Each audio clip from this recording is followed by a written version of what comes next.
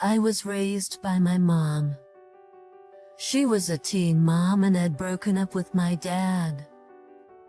He was stationed in Europe and in the army. It was just us and we were really close. I love my dad, but we're not that close. When I went to university at first, I'd come home every weekend and whenever I could. But about a year in, my mom had a surprise. My dad moved back to the city and they'd started dating again. And at first I was happy. What 18-year-old doesn't want this? And they've been together for so long now, and I'm happy they found their way back to each other. But things are different. They got married and then they had 2 other kids. And after they had them, I guess I started seeing just how much I didn't have. And I hate it. I don't care if it's not their fault or that there's little kids who don't know better. If my dad had come home sooner, I could have had that. And I'm smart enough to know that it's better to stay away than feel like that. And beyond that, they honestly seem like brats to me. So it's been about 4 years since I visited for more than a day trip. Oh, since I'm getting married in December, my mom wants us to go on one family vacation. The kids want to go to Disney World, and she wants me to come along. I just told her there's no way I'm going anywhere unless it's just me and her. Maybe Dad. I admit it. I'm not going to come just to see those kids with the childhood I should have had. I could tell that made her cry, but she hid it from me. My dad texted me later that she was crying, and he didn't know why and asked me to call to help out. I hate that I made her cry, but what should I do? Keep hiding how I feel and go on a vacation where I'll be miserable? So am I the idiot for telling my mom that I don't want to see my younger siblings? Edit. Dad was in contact and he'd come to visit. No, he didn't really contribute. Not the idiot. Genetic proximity doesn't create an obligation for a child to be involved with their parents' decisions in perpetuity. You don't owe your parents or siblings anything. Parents provide because we love our children and have a legal and ethical obligation to help them grow up. You don't owe anyone anything in return. You don't have strong relationships with your siblings. They represent to you a childhood that you wish you could have had. You don't have to put yourself into situations where you must face that. I actually disagree. OP, you are the idiot. What you're doing is called projecting, and it only works if you don't see these kids as individuals. You've built up an idea of them and don't know them as individuals. So they're easily made into villains in your head. If you want to not live like this, holding on to that awful bitterness, then the answer is to get to know these kids.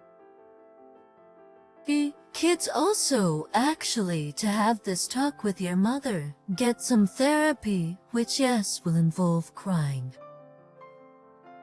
But I promise you, it is so much more productive and healing for you than bottling it up and managing her emotions by putting up a wall, which will just make her more upset in the long run and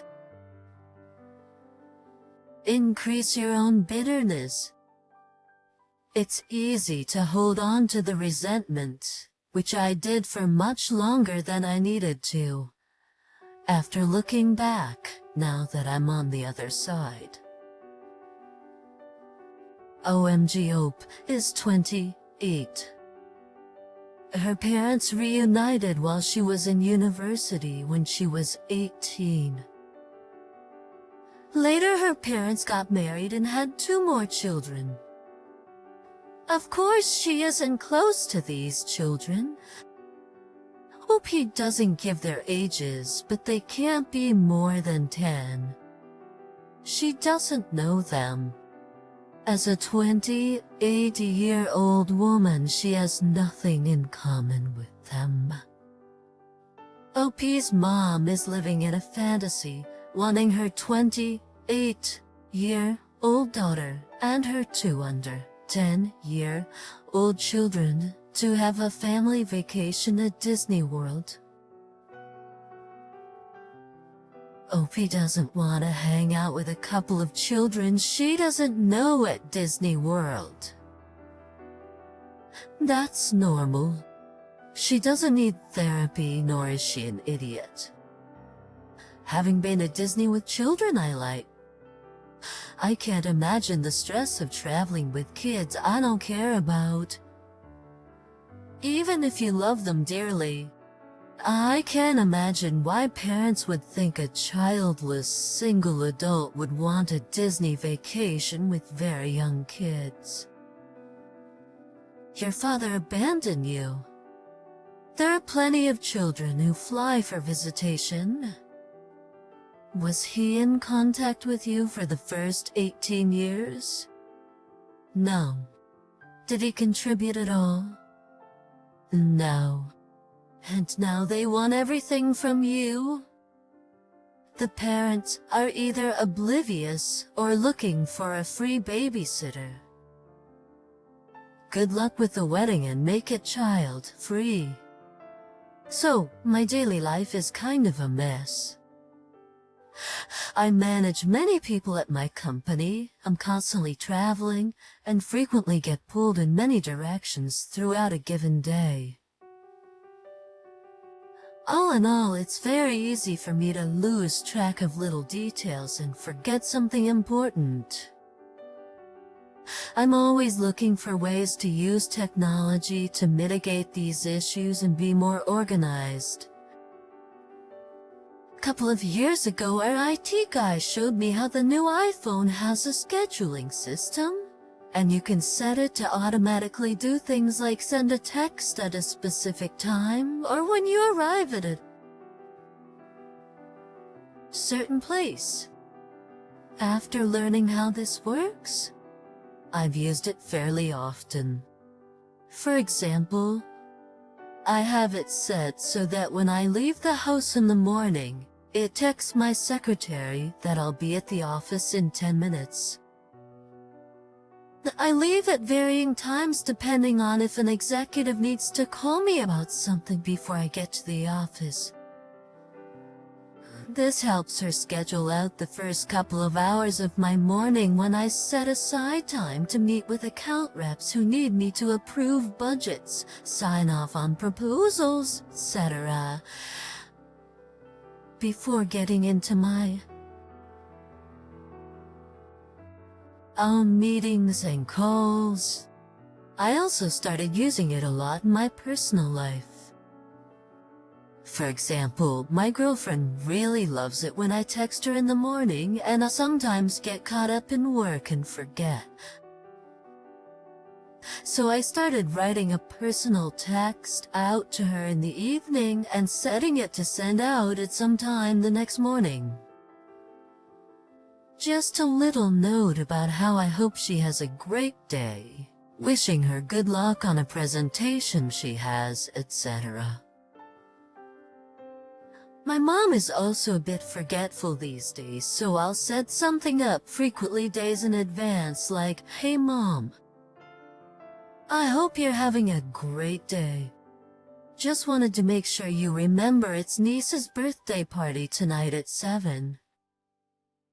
Don't forget to bring cupcakes to go out to her that afternoon around 4 p.m. More of the same with other things, like I'll have it text my secretary a few days before a client's birthday to ask her to send a gift things like that. Overall, it's been really helpful. Last week, I showed my brother how it all worked and suggested he could use it to help himself get more organized. He told my mom and girlfriends about how I use my phone to automate when I text them or send gifts. And now they're both furious at me. They both say that it felt like I'd been putting in so much effort to be thoughtful and caring despite how busy I am. But it's all just been a facade. And I'm just using my phone to automate it all. Honestly, don't think that's fair. Every message I sent them is something that I wrote myself. Every reminder is there because I set it myself. I'm doing this because I feel bad that I had in the past missed these details, and I feel like I'm just using the phone to help me be more organized and thoughtful, but they clearly don't see it that way and act as if I'd betrayed them. Am I the idiot? Not the idiot. You should set your iPhone to automatically text your brother several times throughout the day, reminding him to go screw himself. That way he knows it's not a personal screw you, it's a calculated screw you, LOL. LOL. God, this is the sort of pettiness I aspire to. OP, if I were either mom or girlfriend, I would be glad I made it to the list of people important enough to make it to the list of too important to risk forgetting, so must automate. Of course, if it was the same message every time, my verdict would be different. But given that you take the time to craft the messages specifically for them, you are not the idiot. Anyone who thinks you're the idiot for this is an idiot who is clearly not the brightest crayon in the box. Your brother? I bet he doesn't text your mother to remind her to bring the cupcakes. I bet he doesn't text his girlfriend a good morning. It sounds like there's some jealousy and sour grapes here. And so what if you have set your phone to remind you to do all these thoughtful things? Thoughtful things. I won't tell you to stop doing thoughtful things. But maybe your mama can just forget the cupcakes or remember them without prompting them. Sometimes it's up to her and your girlfriend. Well, I hope she's pretty. I've recently taken up babysitting to make some extra money while I'm studying at college. It's a lot of fun, and I love kids, so it's no hardship for me. While I've had a few bad experiences, it's nothing I've been unable to handle until a few days ago. I was babysitting for a couple while they went out to celebrate their anniversary. It went great. Their toddler was sweet, if a little out of it. The reason for that became clear later as she was clearly unwell and began to throw up.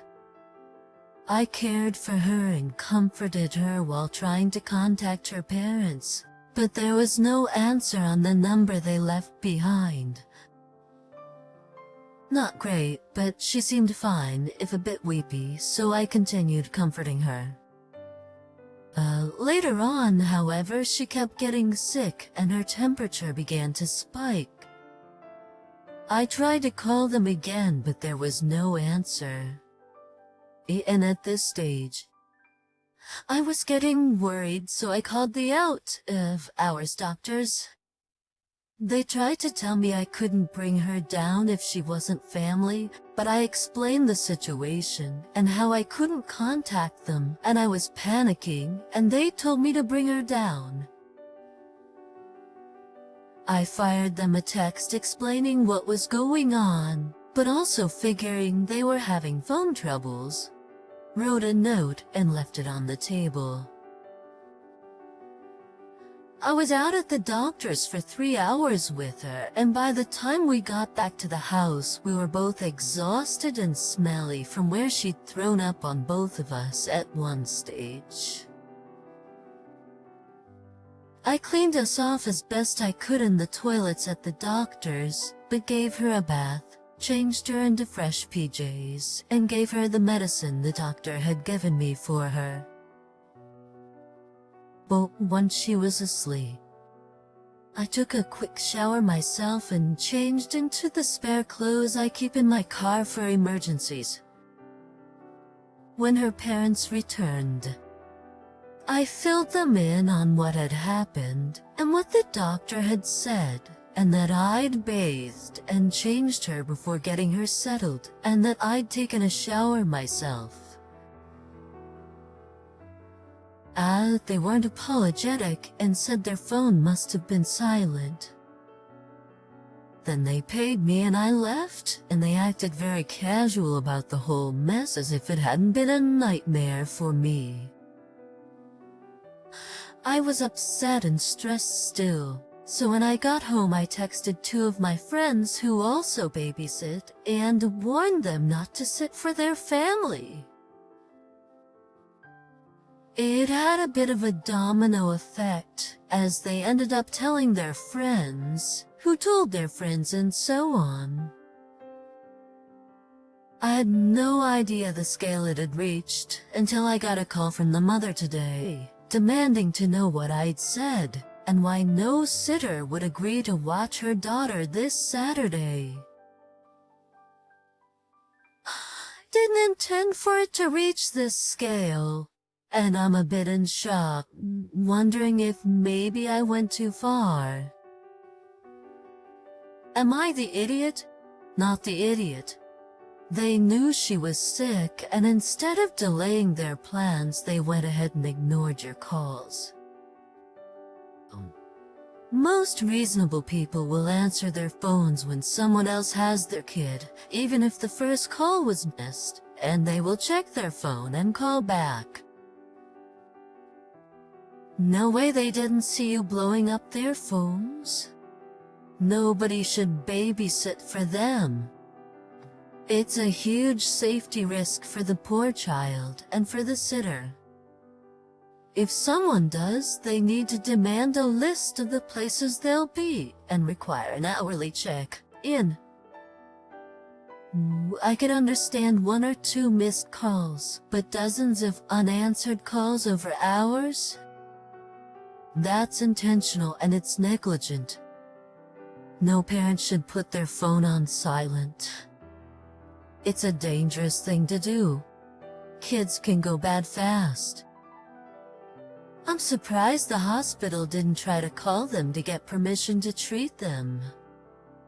You were right about telling the other sitters. They didn't seem to care when you told them.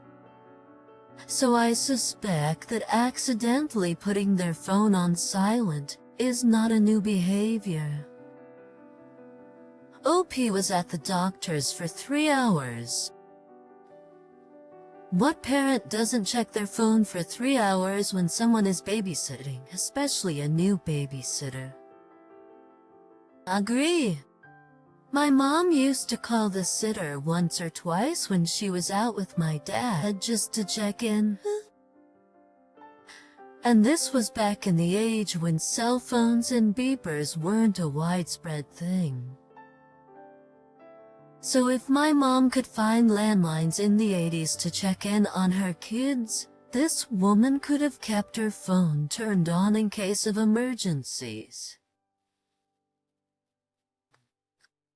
There's a reason nannies talk, and things like this have a domino effect.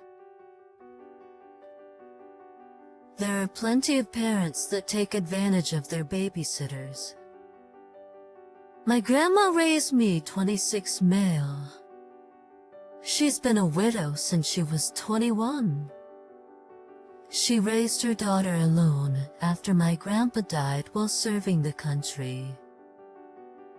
And when my mom went down a dark path and had me and didn't want me, she stepped in and raised me. Anyone who knows her knows she's happily single and focuses on other stuff. About 20 years ago, a couple moved in next door to her. The wife died 6 years ago.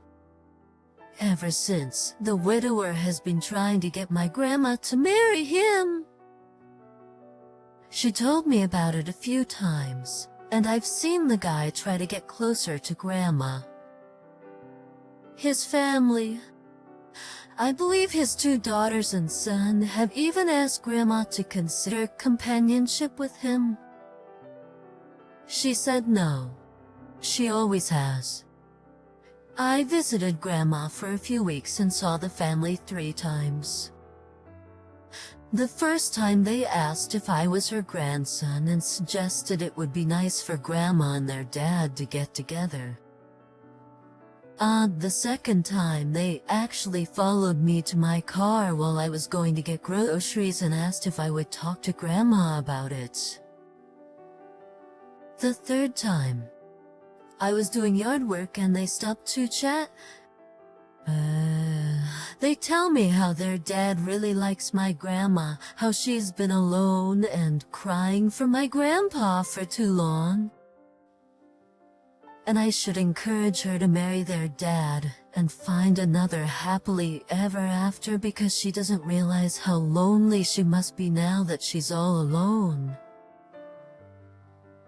I told them that they were crazy if they thought my grandma didn't know herself. And they said she was lying to herself. Nobody's happily widowed for 50-something years and doesn't miss the love and companionship of a romantic partner.